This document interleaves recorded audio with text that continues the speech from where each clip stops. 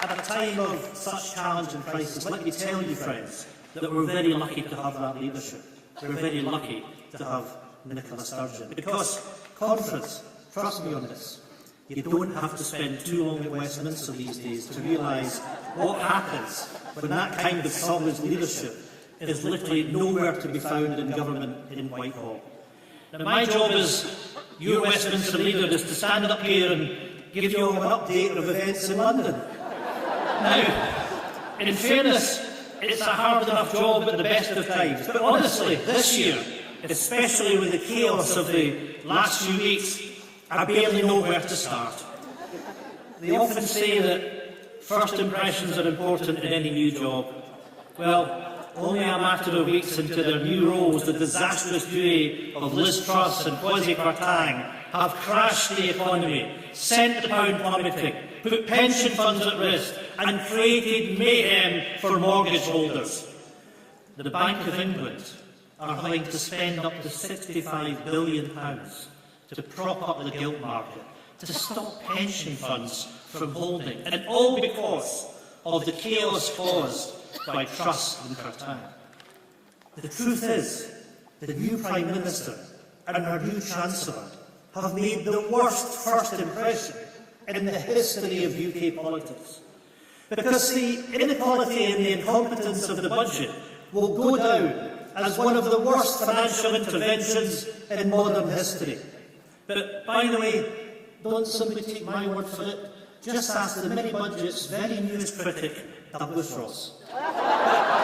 Conference, mind you, be quick, because no doubt he'll change his mind again before long, perhaps before the end of this conference speech.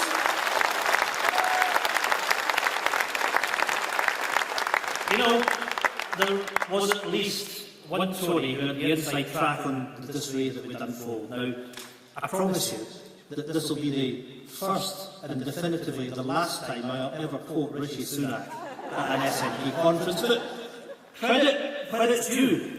He was right when he warned that the plans of Liz Truss were fairy tale economics.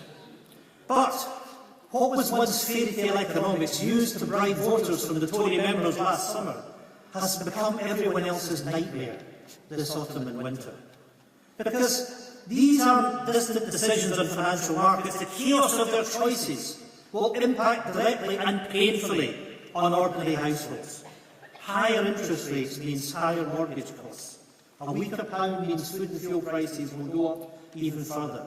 And the blinding incompetence of it will make it lead a longer and deeper recession.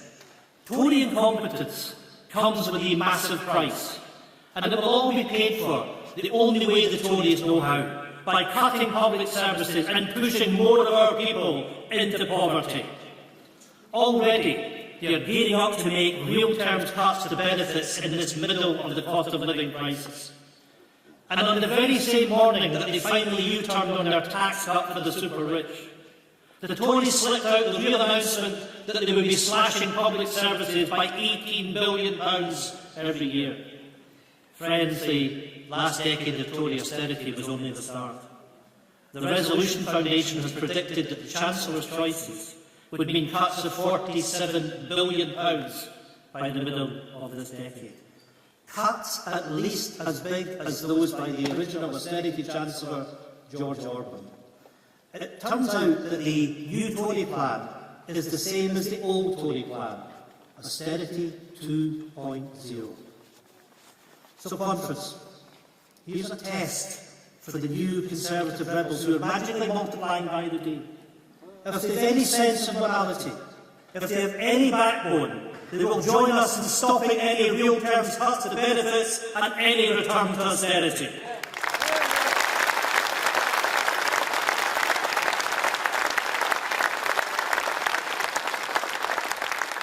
Conference, their Chancellor even had the cheek to say that the immorality at the heart of his budget was only a distraction. A distraction, for goodness sake. But those in Scotland aren't distracted one little bit. We've got the message loud and clear during the shambles of the last few weeks. As our own Alison Thulis described it, this is now broken Britain. Your homes, your pensions, Your incomes are not safe under Westminster control.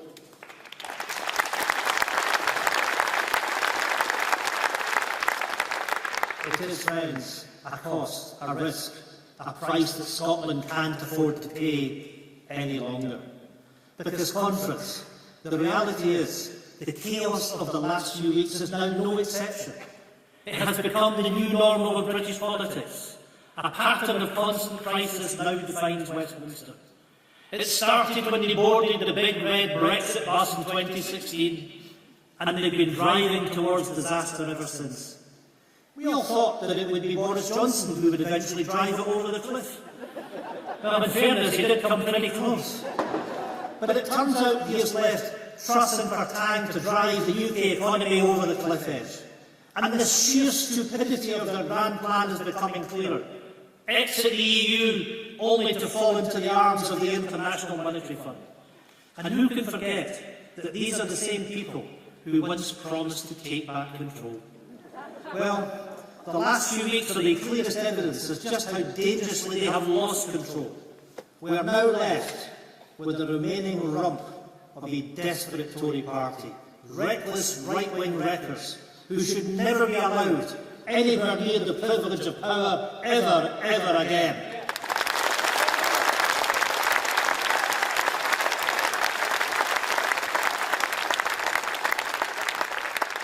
So let us, at this conference, make a promise of our own. Let's never allow them control over our lives, ever, ever to have control over the Scottish people ever again.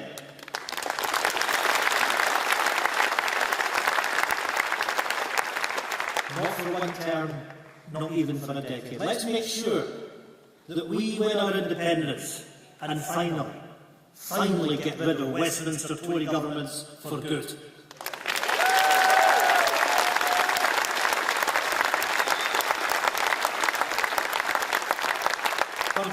When we finally do get rid of them, we know the scale of the opportunities that independence will offer.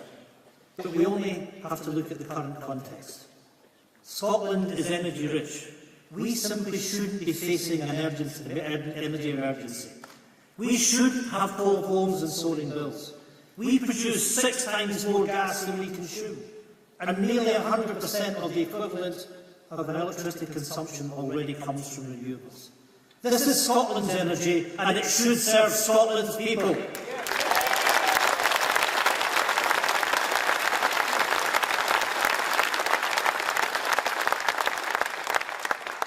But we need to take the Westminster handbrake off Scotland's green energy potential. Yesterday, the Westminster Group launched a new report commissioned by myself, Stephen Flynn and Alan Brown, mapping out the road ahead and the opportunity before us. From offshore and onshore wind, hydrogen, solar, tidal and carbon capture, we have a golden opportunity to lead an energy transition that secures net zero, enhances energy security and lowers energy costs for consumers. By 2050, by expanding Scotland's renewable capacity and by becoming a green hydrogen exporter, we have the chance to pump £34 billion into the Scottish economy every single year. An investment that could sustain 385,000 jobs, dwarfing the jobs that we have today in the oil and gas industry. This is a real plan for growth, green sustainable growth for the long term. Friends, the anti-government, anti-growth UK government must stop blocking that plan and its potential at every single turn. Because this is the new green revolution that independence offers. It is what Scotland's future will be driven by, and not solely a green energy revolution, but the power to build a new green industrial strategy too, driving investment and creating jobs. Delivering that greener, prosperous, fairer Scotland is what we strive for. But Conference, that future is only possible if we choose a different path from Westminster. Because if we don't, we'll be dragged even further in the wrong direction. There is no better example of that than the B word that barely gets a mention anymore. And I don't mean Boris Johnson. I mean Brexit. The silence, the vow of silence, the omerta of daring to speak Brexit's name needs to finally end. We need to name it and shame it for the disaster it has been. A disaster for our crofters and farmers, for our fishing communities, for our young people. The damage of Brexit will keep on biting unless our country finds its way back to our rightful home in the European Union.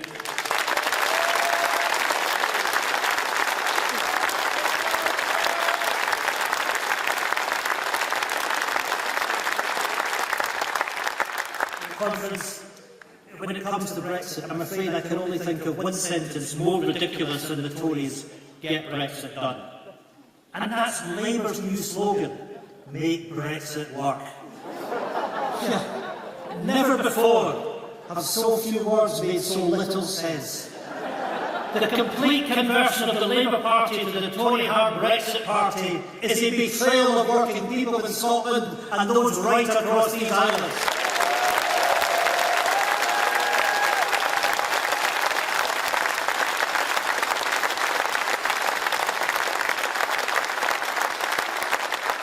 And of course, that's not all.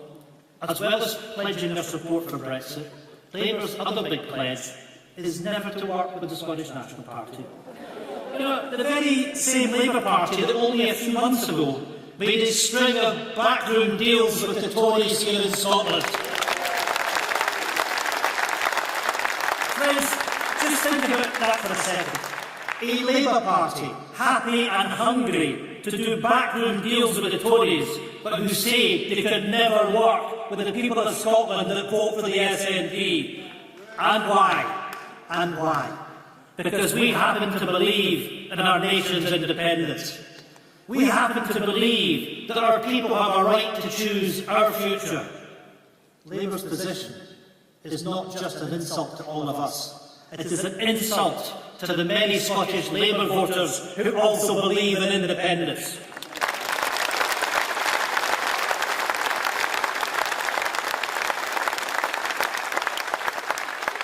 Labour are now a Brexit-backing, democracy-denying, Tory-enabling party. As Keir Starmer himself said at his conference, don't forget, don't forgive. Well, Keir, I'm very confident that the Scottish people never will.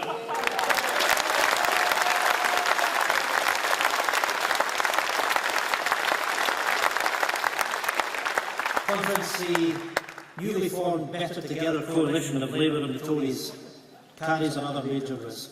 Just like the Internal Market Bill before it, the so-called Brexit Freedom Bill is another blatant power grab on Scotland's Parliament, on our Parliament. Time and time again, Brexit is being used as a blunt Westminster tool to systematically pick apart our Parliament's powers, voted for in a democratic referendum by the people of this country. These Trojan horse Brexit bills give UK ministers the power to act within devolved areas, without the consent of the Scottish Parliament, without the consent of the people of Scotland.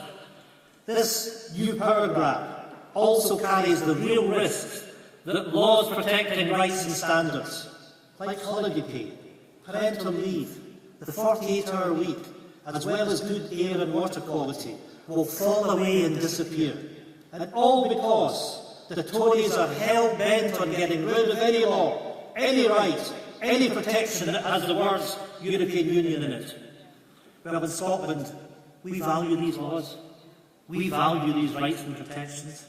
We value the European Union.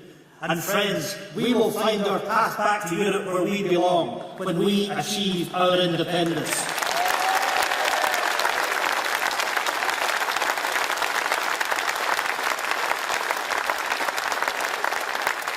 Friends, getting back to where we belong feels like an appropriate theme for this weekend, because as we gather here, we remember and celebrate the remarkable life of Ian Hamilton, the man who liberated Scotland's stone of destiny and brought it home to where it rightfully belongs. Ian's life is a rich reminder of those who came before us, those who first blazed the trail for our country's independence. His was a life full of political purpose, a life and a vision that stands in stark contrast to what passes for politics in Westminster these days. because in many ways the constant crisis at Westminster in the last few weeks and over the last number of years stems from the truth that it has no clear path and no clear purpose. They are leaderless, they are lost. But thankfully for Scotland, we no longer have to be bound by their choices and their control. We have the chance of a different choice, the choice of a different future, because we can't and we will not be shackled to the shambles that Westminster has become. With independence, we have a clear purpose and a clear path. Ian Hamilton brought home the Stone of Destiny. My purpose, friends, is to lead our SNP MPs out of the doors of Westminster for the very last time and come home to our independent nation.